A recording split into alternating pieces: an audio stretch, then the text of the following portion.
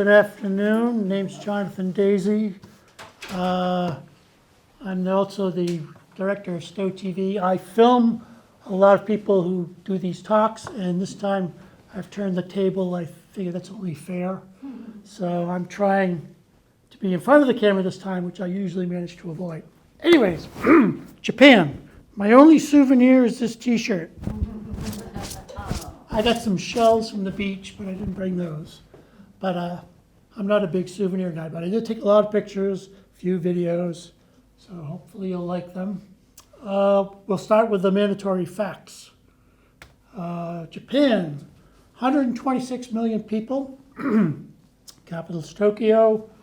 It is a parliamentary government with a constitutional monarchy. Over 80% of the mountain is mountainous. The green parts are all mountains. And I think that, I've also been to Taiwan. The backstory is my son taught English in Taiwan for 2 years, a couple of years ago. And before he was returning home, he wanted to visit Japan. So he said, we visited in Taiwan. We said, well, we'll meet you in Japan. Never thought I would go to Japan, but we went almost 2 weeks over there, and it was a wonderful trip. But like Taiwan, they're both very mountainous, so all the populations are along the edge of the islands, and they're very compact. They live very close together. We in America, the Wild West, wide open spaces, 2-acre zoning, whatever, not in Japan. It's very tight. And it's still standing. And one of the things I was surprised about is that I didn't know is Japan is actually a series of islands. I thought it was one island. It's actually quite a few. But they're close enough together that a lot of times there's a bridge that connects them. It's made up of 6,800 islands. 430 of them are inhabited. Now the religion, this is not a Christian country. This is very different, which I thought was wonderful, very exciting to see. But 69% of the population are Shinto. And what I got from Google is Shinto is a religion originating from Japan, often regarded as Japan's indigenous religion, and is a nature religion. I'm going to mispronounce some words, polytheistic, which means there are many, many gods, and it's around the supernatural that inhabits everything. It can inhabit wind, it can inhabit trees, it can inhabit anything, really. And there's gods everywhere. And then 66.7% are Buddhists. And Buddhist is more concerned with the soul and the afterlife. So the saying is, let me see, that you get born and married in Shintoism, but when you die, you're a Buddhist. So they actually take a little bit from both religions. And my sources say that they actually don't consider themselves terribly religious. And the saying is, gods reside in shrines, which would be Shintoism, and Buddhas reside in temples. So that is that. Now, what I thought was really interesting, what I like about taking a trip now is that you can look on the seat and you can see your path where you're traveling. And this was very different. When we went to Taiwan, we went to California, and then we went to Taiwan from there. Here we went straight from Boston. And apparently you go big curve because the Pacific is dangerous. There's storms and things like that. But you're going over Canada, and on the screen in the plane you could see the Arctic Circle. You're pretty close to the Arctic Circle. And you actually go by Russia as well. And then you come down to Japan, which I thought was pretty crazy. So these are some pictures from the plane. I love doing that. I always want the window seat. The first picture on your left, I think, is Canada. Might be the St. Lawrence River. I'm not sure. The second one, this is July. We went in July, by the way. It's ice flows. And then the last picture is when we were heading over Japan. And it's green. It's very varied. everybody thinks about Tokyo and crowds, but there's some beautiful country there. And we visited some of that, which you'll see. This is the money. It's yen. $100 equals 14,771 yen. So it's a big difference. One of the things I enjoyed for a month and a half before I went, I took advantage of Randall Library. They have a Mango app which you can learn language. And for like a month and a half, I tried to learn the language. I enjoyed it, but I don't think I retained very much at all. But I'll tell you some of the words. The way they say yes is hi. Hi. Hi is yes, which I think is pretty cool. And then how you say excuse me is sumimasen. If you bump into someone, sumimasen. Or if you want to ask somebody something, sumimasen. And then when they pronounce sentences, if they say ga at the end, they're asking a question. If they say zen at the end, it means no. So I learned, which I did use a lot, Nihongo ga wakarimasen zen. I do not understand Japanese.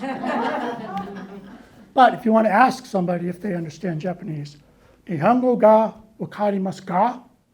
That means do you? So, and they also, I think everybody knows thank you, arigato. But kind of like Spanish, they have a more polite way of saying it. Arigato gozaimasu. Gozaimasu is a word of respect. So that was interesting to learn. And also when they say a name, they say son. And it doesn't matter whether you're a female or male. They say your last name and son. So I would be Daisy Son. My wife would be Daisy Son.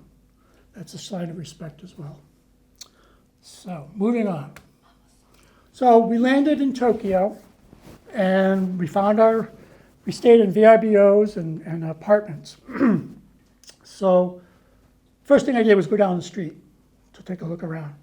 And this is an underpass. And I was like, wow, all right. It's clean, the trees are well trimmed, and it's underneath the highway. I thought that was pretty wild. They kept it so nice. And then if you see in the middle, there are dispenser machines. They're all over the place. There's machines to get drinks and I think cigarettes, but mostly drinks. They're everywhere. You can walk down the street and there's a dispenser machine. And do you put money in there, or do you have to use a credit card or something? You have to put money.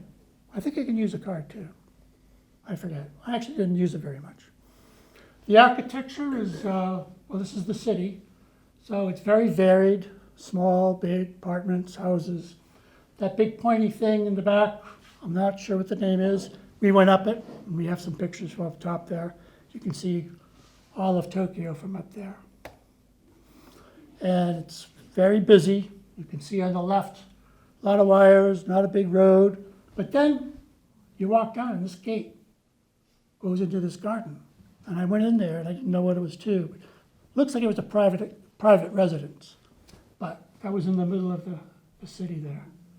I thought that was pretty interesting.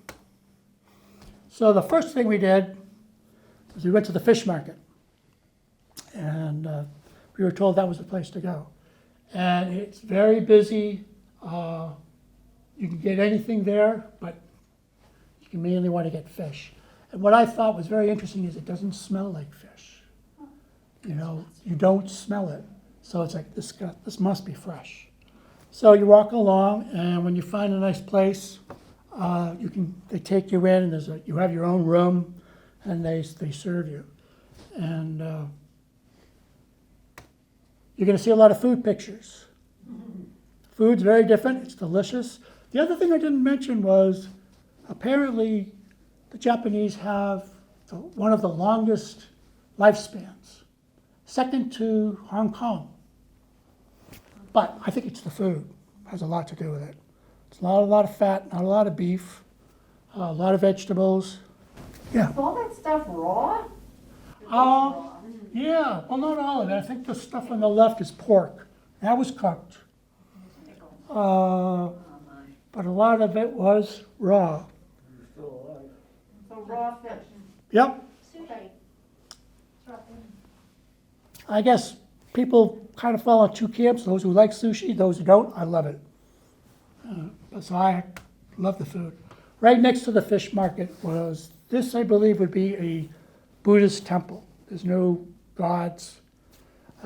We went in there just to look around, and what was interesting was they were setting up obviously for some kind of event, and the monk or whoever was in charge had a saxophone, and they had a keyboard. We weren't able to stick around, but I really wanted to see that service. But anyway, we went to a tea room in the center of the city. There's a little island tea room. So we did that. It was very hot. It was either very hot or it was raining. Anyway, when I looked at these pictures later and I was talking to my family, I said, what were those things in the tea, in the green tea? What was that stuff? They said, it was ice. Anyway, I felt kind of stupid, but if you look at the what was eaten, it's beautiful. It's shaped like a fruit. And I'm not exactly sure what it was, but it was like a treat. And it was very simple, very elegant. We sat on the floor, low table. It was a nice meal. And then what time of year were you there? We were there in July. Not the best time of year to be there, but I have no regrets. We visited another Buddhist temple, and what's interesting is when you go there, you're supposed to wash your hands, and I forget it now, but it's very particular method. You wash one hand, there's a cup, you pour it over, and then you wash that hand, and then you wash the other hand. It's a very specific way before you enter the temple. But you'll see a lot of temples. Now this was a very interesting place. These are all little figures of children. And there's a mother with her son there. There's a write-up on it. I could read it. These are care guardian deities of children. They are dedicated for the safety growth of children and grandchildren, as well as for the memorial services for stillbirth and miscarried children. To protect and keep them warm, their heads, they have a red hat, a red apron, and a windmill. They are dedicated to the garden deity of children. And just to see show you how many there are. Question, he's talking of children, is abortion legal over there? I'm sorry? Is abortion legal in Japan? I didn't understand. Is abortion legal? Oh, gee, I don't know. It was when I was there in the 60s. He was here too in the 60s. Well, they didn't mention that in the sign, but anyways, this is how many there are. Oh, yeah. They are all over the place. That's sweet, isn't it? Plot that. Hundreds. Yeah.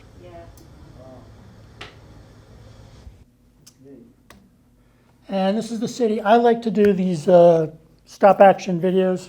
I think it's kind of fun. This is from that pointy building. Wow. It's a very busy place. Look at him go. A lot of. It doesn't feel like it's that crowded when you're down on the ground, but when you look at it from above, and there's the harbor. And where we stayed, it was off to the side, and I'd go every morning down to the local convenience store, and they had wonderful stuff there. Anyways, this is a group of kids, boys, about to go off to a baseball game. I thought it was pretty cool. But this was like this little square where we get our breakfast. And here it is raining. You see umbrellas. The umbrellas are either for the rain or to protect from the sun. That's a street scene. And then at the end of our street, there's a river. And beside the river, there was paths, and there was a garden, and people were biking, and people were hiking. Nice, big, wide open space. Very clean, again. There again, the housing, all very different. Interesting stuff. No, I think this is more Shinto. Well, actually, I think the bell is Buddhist. But this was by the center.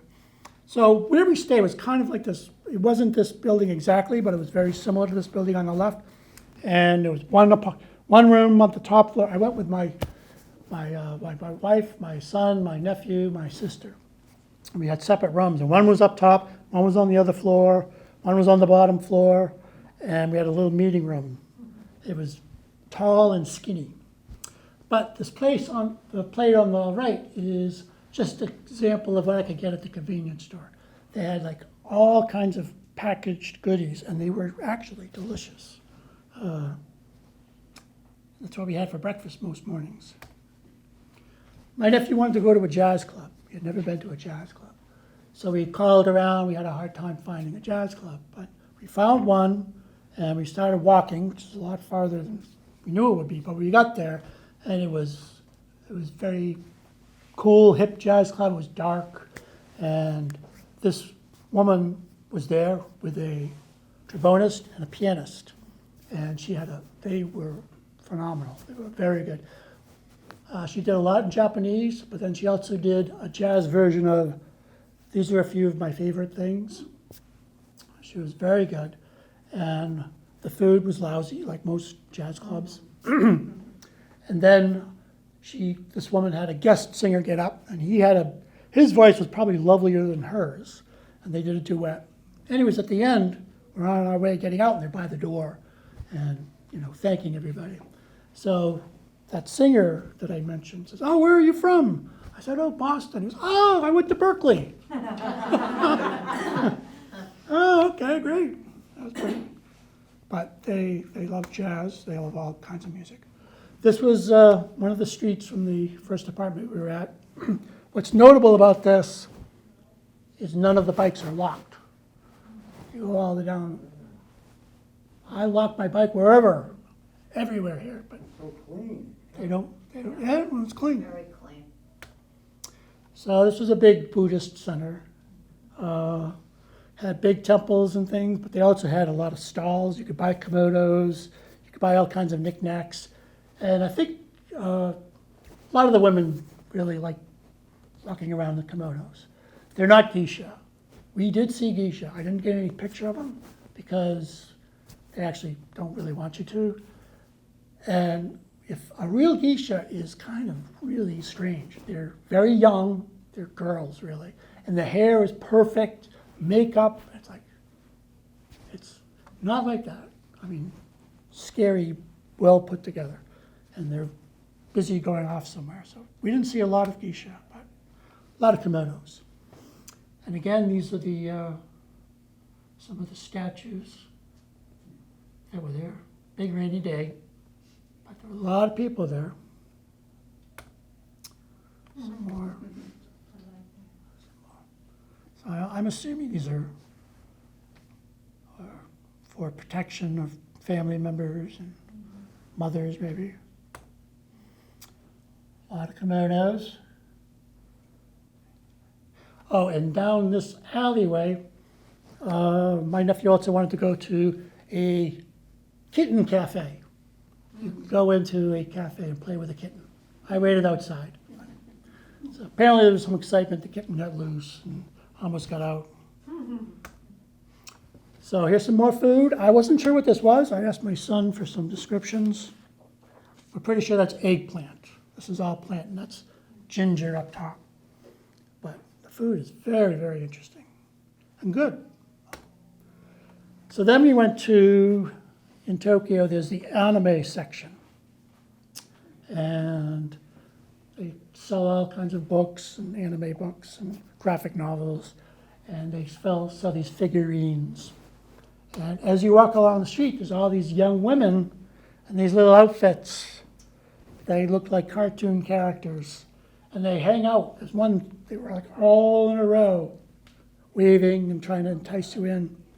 And the place was packed, but it was packed mainly with teenage and older men. I was like, oh, okay. Okay. Now, I love this stuff. We got a flyer while we were there before we went to the Kid Cafe. They were going to do this event, this traditional dance. And actually, one of the descriptions was, we had a really good harvest, so we all got drunk and danced. So we made it back. I really wanted to go back to the tour. Let's go watch this. So we ran back, and they were like, this went on all afternoon, waves and waves of these groups. And this is going to be the longest video I have, just maybe 5 minutes. But this is, what I love about this is multi-generational. And it's obviously a rich part of their history.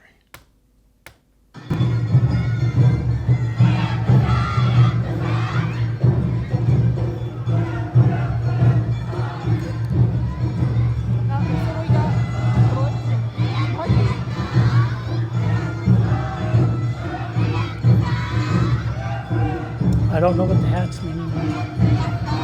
They all have it.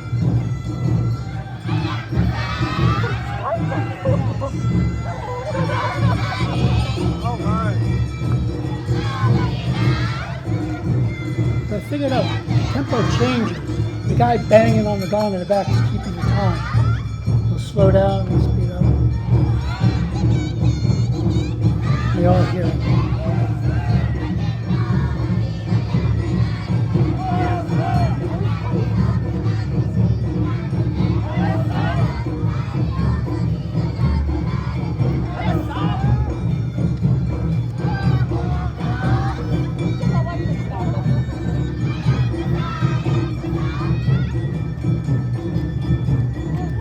And there's the kids.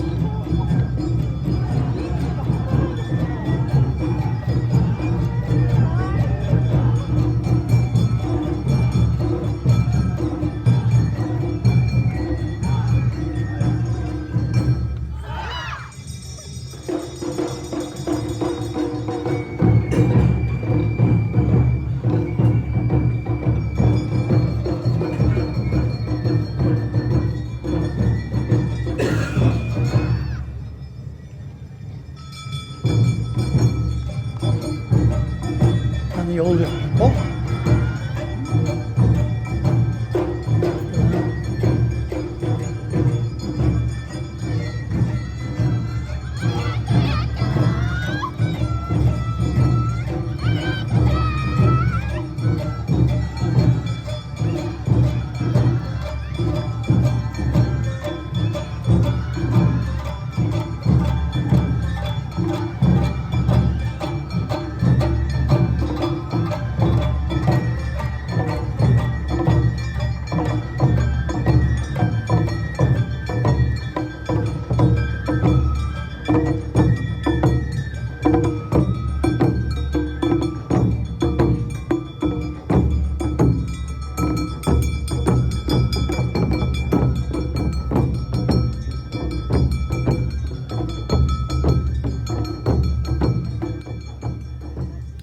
So this went on all afternoon, all these different groups with different outfits and different configurations. And one of them was a little weird, but I think this guy, maybe he represents the raucous side of it. I love the drummer at the end. This is a lot shorter.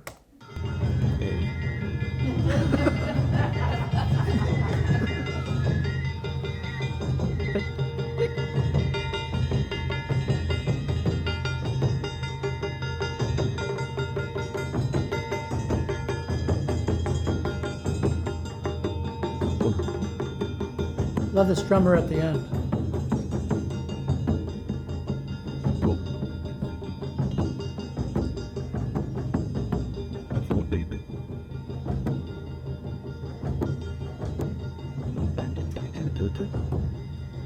So I really love that. That was beautiful, I thought. So then we went to Enoshima Island. And we were told, well, my sister is a pilot. She knows a lot of people who've traveled. Says, oh, you're going to be lucky to see Mount Fuji. Oh, we were there. We never saw it. Never. You're probably not going to see it. We saw it, and actually we see it even better further on. I don't need to go into Mount Fuji. It's the biggest mountain. It was a volcano, or it is a volcano, So I guess it last blew in the 1700s, but it's obviously very iconic. Anyways, Oshino, this is where we stayed. This is my favorite place to stay. It was kind of, looks like a traditional Japanese house. You got the rice windows, and we were on a futon. Did you have to sit on the floor? What? Did you have to sit on the floor? Yeah, well, yeah, we did. And we also had a cooked toast on the stove. They don't have a How'd they toaster. cook? Yeah, we didn't really cook that much. But, and then they also, this was a VRBO, they advertised bikes. Well, the bikes were all next to the house, tangled up in the weeds. You can see the weeds. I pulled them out. And they had a bike for each of us, but only 2 of them worked. But it was all right.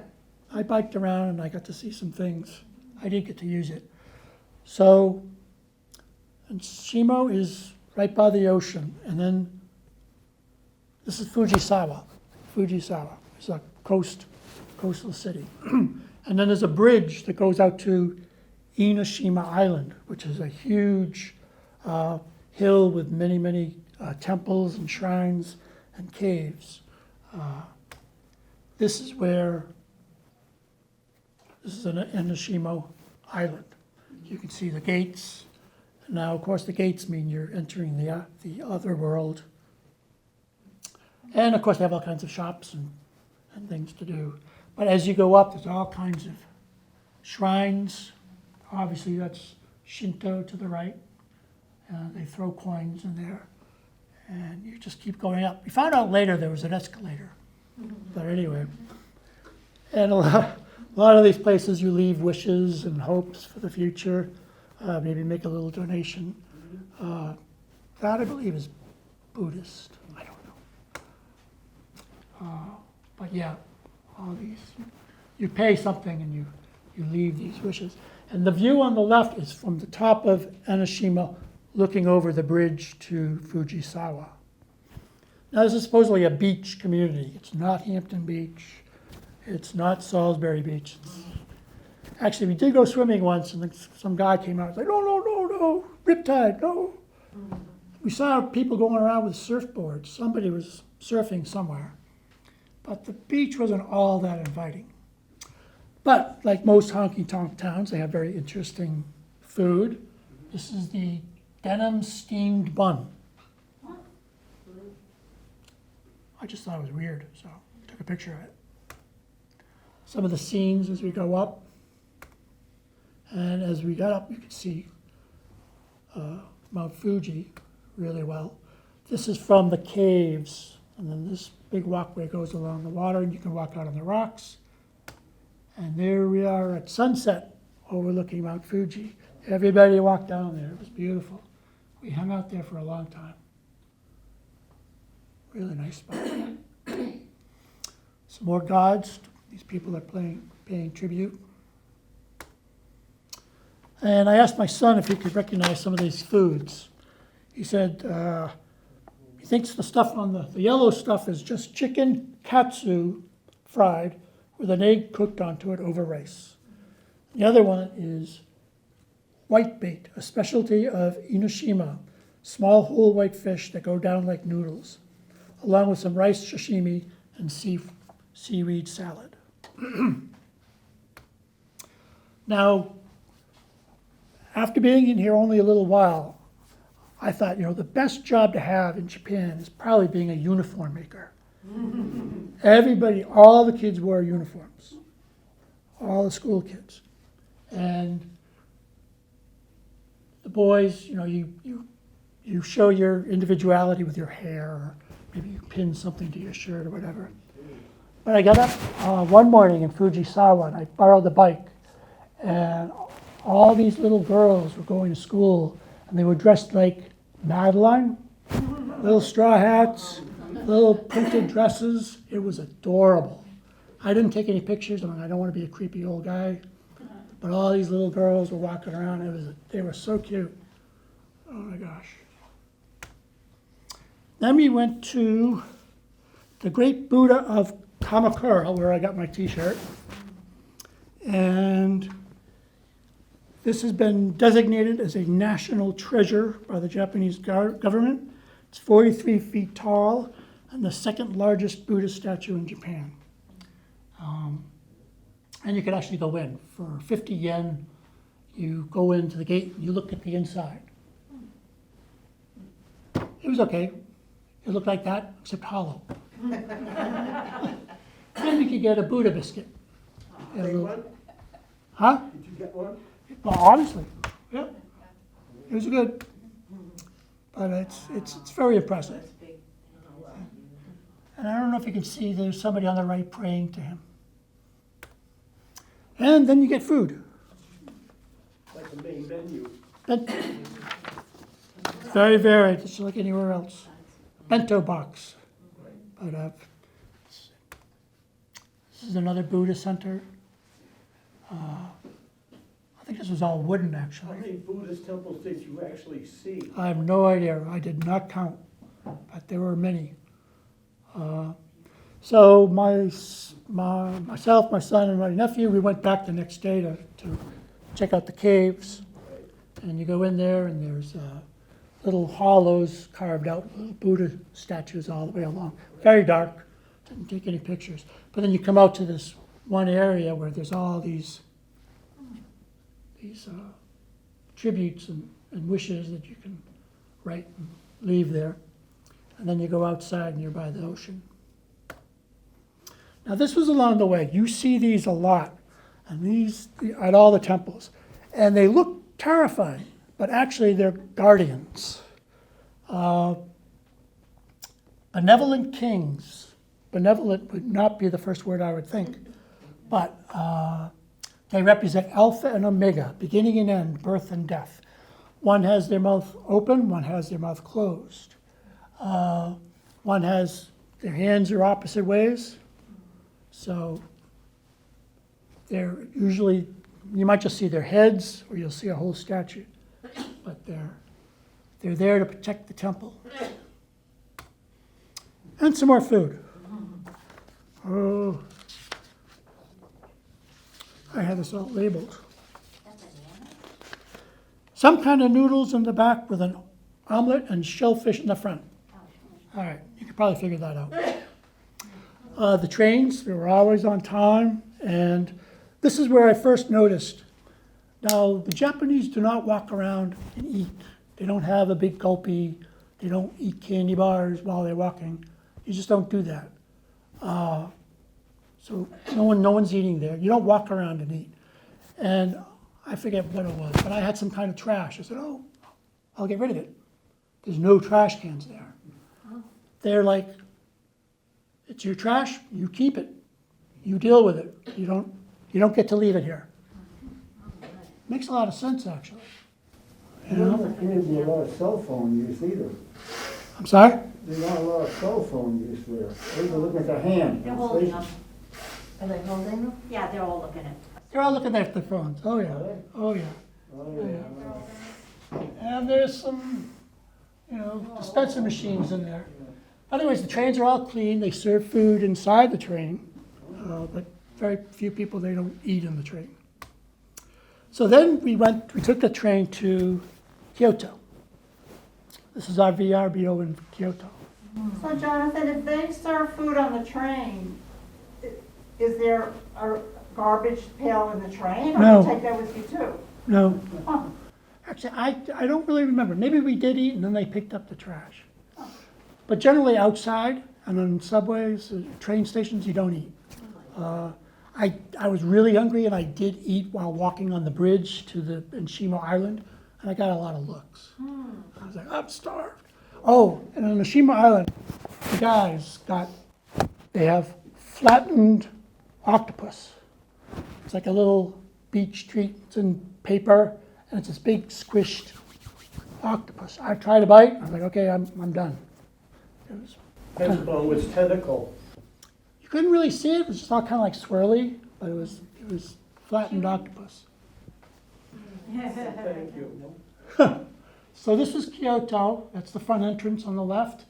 You take, like in most places, you take your shoes off when you go in. And up on the right is our view. Other houses. It's all very dense. We had a very hard time finding the place. The person had to come out and meet us.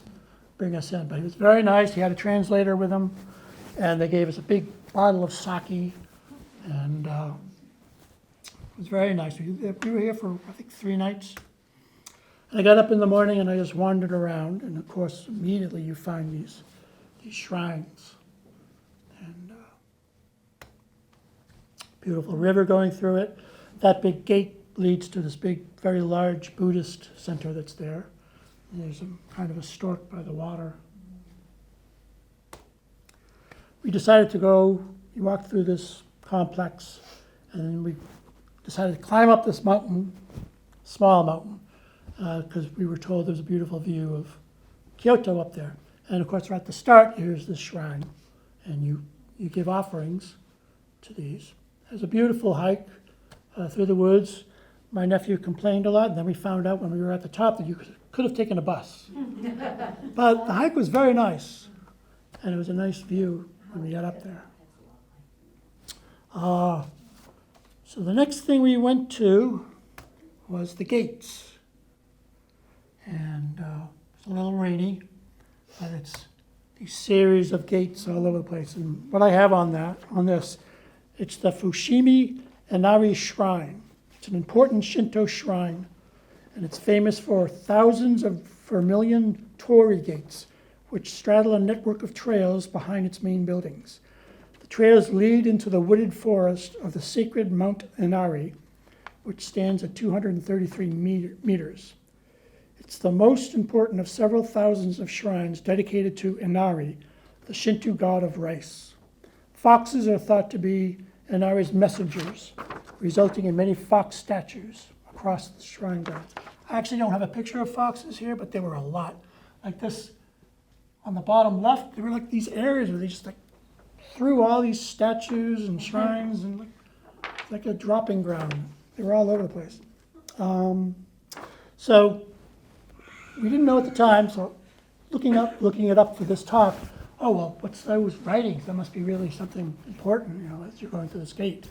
Well, that's the donator's name. For like 400,000 yen, you get a small gate.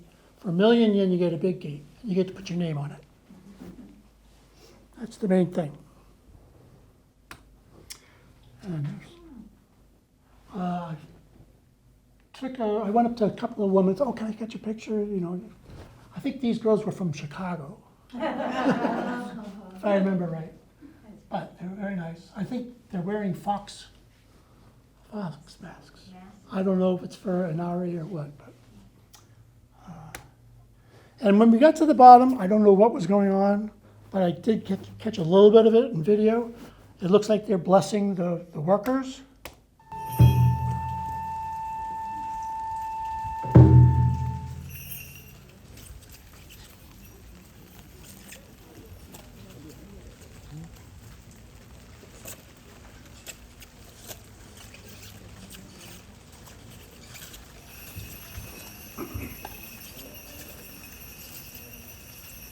They're supposed to be all workers. They look like, I don't know, they look like work uniforms. Some looks like a blessing to me. And it's by women. I don't know if it's women monks or, I don't know. This was the big Buddhist center that we went to. I went with my sister's husband met us there. They're both pilots. So oh sure, I'll fly out to Kyoto.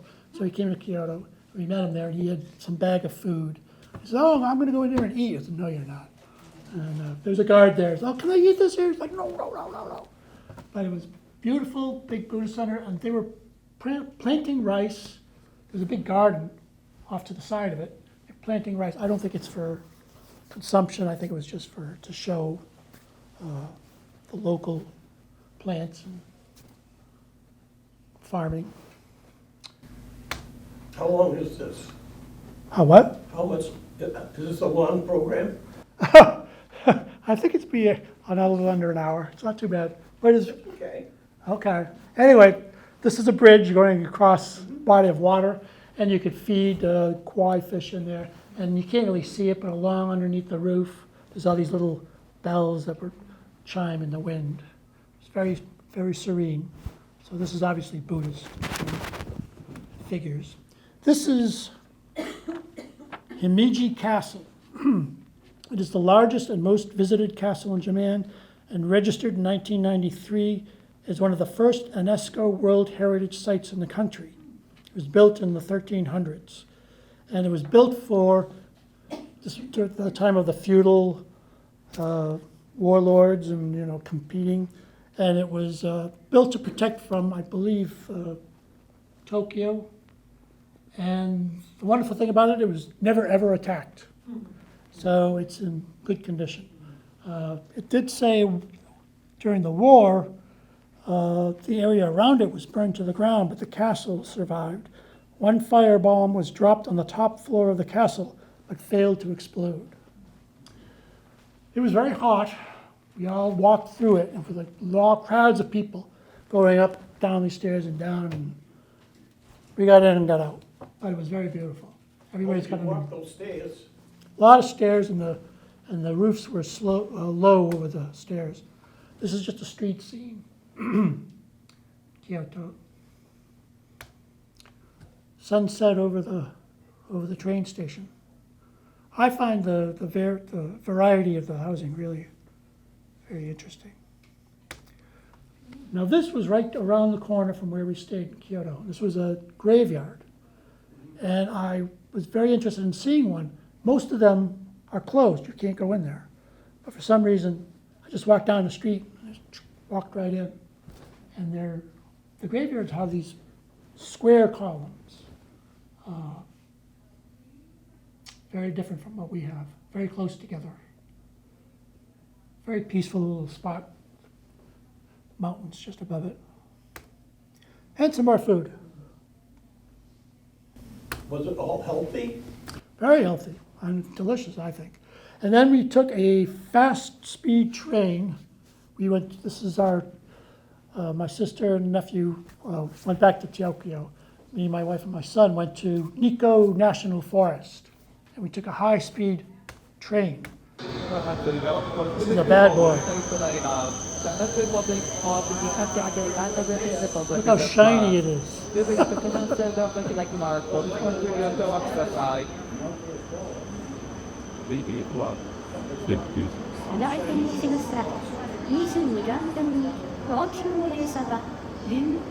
Oh, I didn't show you on the map.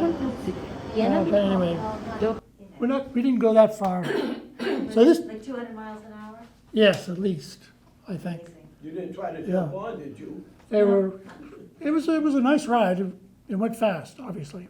So this is the little village at the bottom of Nikko National Forest. And the place we stayed was kind of like what do they call it, a hostel. We had small rooms. It was not very expensive at all, and they had a hot room. And they had a little light inside the hostel that if it was on, it was occupied. If it was off, you could go out there. And I went out there in the morning and tried it. That was pretty nice. So, let me see. Nikko National Park. This is Lake Kuzenji. You can take buses up this mountain. And this is the top. And this is the highest natural lake in Japan. Highest elevation natural lake. And it leads to Kigon Falls. There's about 12 smaller falls along the way. So we started up at the top, and there were all these men up there fly fishing. Not a lot of people up there. Pretty quiet. Lovely. And then you could walk your way down the hill, and the paths were nice and big, and they were flat and smooth. Very well maintained. Some of the waterfalls, and the signs. Good way to know that you can eat. A little restaurant along the way. This is I think this is tofu skin. Well, anyway, it's all very tasty. And there's some more falls along the way. And then you can see it from the top, but then you can also take an elevator down. And we were surrounded by kids think, on a field trip. They're taking a group picture, obviously having a hard time getting them all organized. But they were having fun. It was very, very cool. What was the mountain back of it? That's the main waterfall. Right. And got up the next morning and we figured out there was another trail that went to another waterfall. And my son and I walked up it. And we were all by ourselves. We were walking through the woods. It's very peaceful, very quiet. This is where the start, before you get to the temple, and there's another shrine. And there was a waterfall. Very peaceful, very beautiful. There's another section that has, this is along a river, and all these statues have obviously been there for a long time. Very impressive. And you make donations, obviously. Jizo statues. The Bodhisattva Jizo, guardian deity of children, and one of the most popular Buddhist deities in Japan. They can be found throughout, mostly along roadsides and in graveyards. They can be identified by the red cape that they wear. It said that each of the 100 disciples of Tanaki donated one of the Jizo statues. The statues are in prayer, in peaceful repose, and dedicated to the souls of the dead or for their achievement of enlightenment.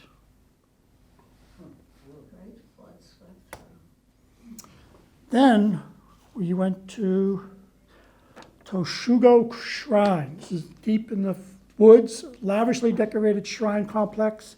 Consists of more than a dozen buildings in the middle of the forest. It contains both Shinto and Buddhist elements. You have any idea what those two, That gate is wood, made from, any idea what those two pine trees are on either side? What are the trees? What color? they're big and green. Those are green trees. Moss on them. They're obviously evergreens of The some reason kind. I asked that is. I'm not really big on facts. I wouldn't trust me anyway with I've facts. gone to several places in the United States where they brought over Japanese trees. Oh, And they look familiar, but not as, the ones I saw them, but they were huge. They were huge. And that trail that I talked about, the trees were tall and straight, so they probably were very good for building. But there were all different kinds of buildings and shrines. There was a service going on. We weren't allowed to take any pictures or anything inside one of these. But it was very beautiful, very busy. But it was quite impressive. And this is hear no evil, speak no evil, see no evil. Right. Yeah. I imagine this is where it came from. And of course, you leave your wishes and your hopes. This was a shogun dedicated to one of the feudal lords. And you go in, you take your shoes off, and you can see his swords and some of his furniture. There's a lot of people going in there. And then there's some food. This was a do-it-yourself. A lot of places you could cook your own food by the table. Is that fish on it? I don't know what kind of Are you fish. grilling fish? Yep, they have a grill and you grill it up yourself. So after that, we went back to Tokyo, and the left is the nightlife. Here, I was told you have to go see Kabuki, the Japanese opera. You have to see Kabuki. You also have to see sumo wrestlers. We were trying to see some sumo wrestlers. There wasn't anything near us. We did see some on TV in one of the train stations. They were broadcasting it live. But we did go see Kabuki. It was very hot. This was like our second to last day. So let's go see some Kabuki. We went in there, and it's the males play the female role, and they're very supposedly very feminine and adjusting with high voices. And there was a write-up in the paper saying there was talk about letting women play women, but that was quickly switched. So it was men playing a couple of female roles, and of course it had something to do with a sumo wrestler who had killed somebody and was returning home and fighting with his brother, and this whole story. But they had it written in Japanese and in English up against the wall. Anyway, it was mostly school kids, obviously a field trip, and it went on for a while, and we were in the back, and you look around and you see all these teenage boys. They're trying to keep the heritage alive, but good luck with that. It was interesting. So our last night, we went to what's called the Shibuya Scramble, the busiest pedestrian intersection in the world. Let me see. Supposedly 1 to 2 million people go through here a day. It's right near a train station, so it must have a lot to do with it. But I got some video. Oh, so first there was a tourist center. You go up here and you pay something and you can look. And there was some signs saying, we're all booked up, you can't go. It's like, oh, we're not going to be able to see it. So we were walking around, and then we're like, oh, there's restaurants up there. And I managed to convey to a young woman there, how do you get up there? And she took us, she went all the way down the hall, walked up an escalator, walked down another hall, turned the corner, said, right here. And, arigato gozaimasu. I feel like you said they're escalators. So we went up and there were this complex of restaurants. And we said, can we sit right near a window? So we sat right in the booth overlooking this and had a very nice meal. And a view you could not beat. It's obviously very busy. This is sped up busy. Look like ants. Yeah, Look at the cars. but the lights, just the billboards going on all the time. Yeah, it's just like Times Square. And I got a closer view of it. In reverse. No, this is forward. This is very fast. But this is how it went. Oh, look at See that. how they wait? That's funny.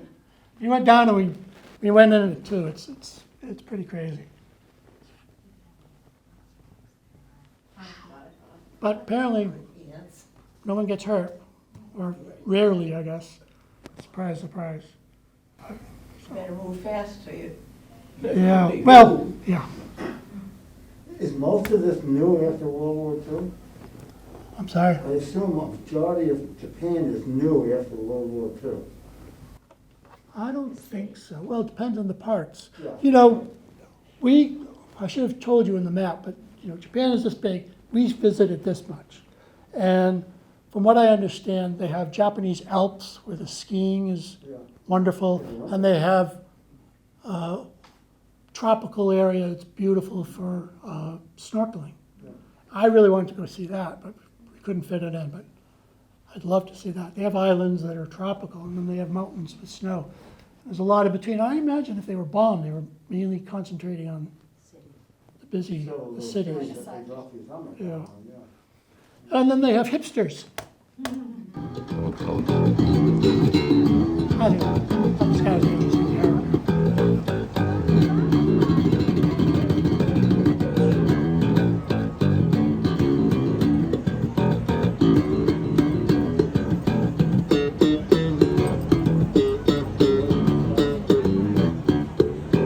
You see a lot of buskers. We saw a jazz duo. Is that a man or a woman? It's a man. I thought it might be, yeah. I believe so. Yeah. So, and the next day I went to the National Museum, and I did see a homeless person. I hadn't seen a homeless person anywhere. I saw somebody who looked like they were living out in the street, and I had wondered about that. And I was walking around, I was trying to find, it was a complex, of course, they had a temple and a shrine and all this theater. I was trying to find the museum, and this woman came up to me. She was from Australia, I believe, and she said, well, can I help you? And I said, well, I'm trying to find the museum. Oh, let me take you. So I was walking with her, I found out she was the widow of a Japanese man that she had married, and she was living there. And I said, oh, it's wonderful here. This is great. Oh, yeah, well, it's great if you're visiting. It's another thing if you live here, which I thought was interesting. I mean, I don't think Japan has a very open immigration policy. I think quite the opposite, actually. I don't know if they're an island, I don't know. But anyway, they want you to come and they want you to leave, as far as I can tell. But it's a great place to go, I found. So as I was leaving, we were staying at a pretty fancy hotel, or a nice hotel. Right behind us, all these modern buildings. And as I walk out the front door, looks like Dad taking his 2 kids to school on a bike. And it looks like a really Japanese scene. That's the last picture I got. Wow. Well, thank you for everything. Thank you. Thank you for indulging me. Now, if I may indulge you even more, when I was looking up all this stuff, and I was getting all these things from YouTube about Japan and Japan culture, I found these are very short, I didn't do the whole thing, but this seems to me very Japanese. They've actually been on America's Got Talent, but I think this is incredible. This is just last week. They're called Avant-Garde. This is a Japanese dance troupe.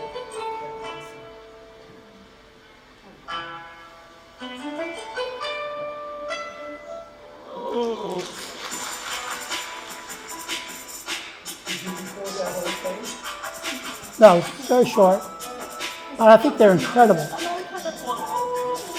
They're all dressed the same, they're all in sync.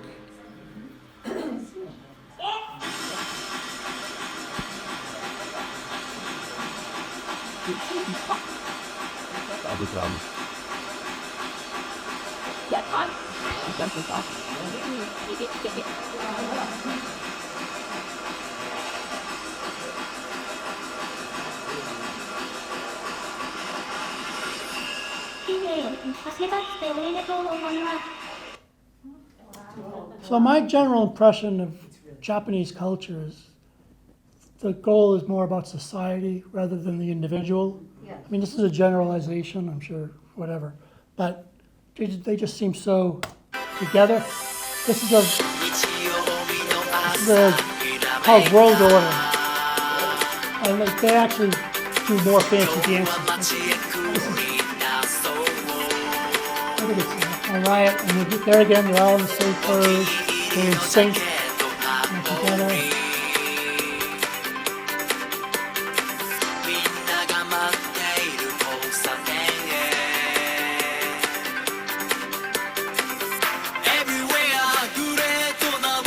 The other thing is they do these things, they've done these all over the world. They've done it in Paris, they've done it in Vietnam, and they obviously don't organize it. People they just do this, and all the people around them are like part of it.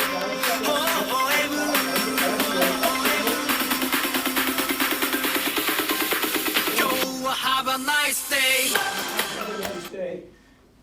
Senior high school. All right, last one. This is a high school band, Kyoto. They don't just march, it's unbelievable.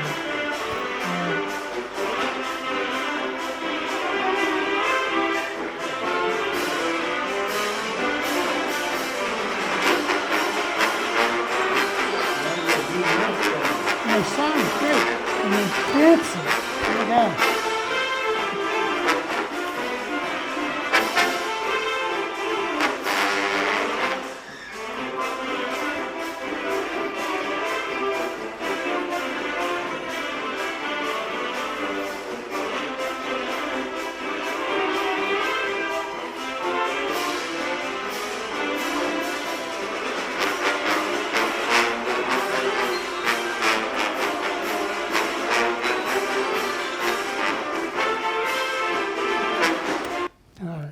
Anyway, Thank you. thank you very much. Very. It was an hour, which I think is the legal limit.